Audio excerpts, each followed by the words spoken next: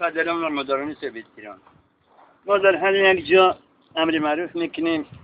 وادار میکنیم که شرایط بده شده است. هر یک بنده مسلمین باید فهمد که هر یک قدم ما گناه است.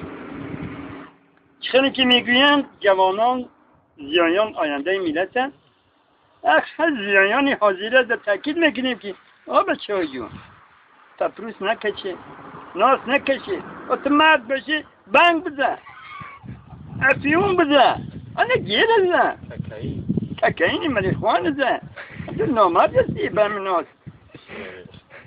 میخری همون پیوه غدان شکمت برم که دیگه قبلی ساقره ماری میمری سپیر زنی کنیک پنجی باز کزن که یک تبینه بگه مرد است این نامرد برادر به همون چشمی بد نگاه میکنی در همون دخترها در همون بیوزنها نگاه میکنی حسد میخری این نامردی است میتونه قپیدگی تا فوز مانده گویده میگی وقتی مرد هستی نامردی نکن ما در پس در میزنیم همین مسئله رو میبینیم هر مرد باشه قپیدگی جا کس کده گویده میگیره نمیتونه کون تا بجا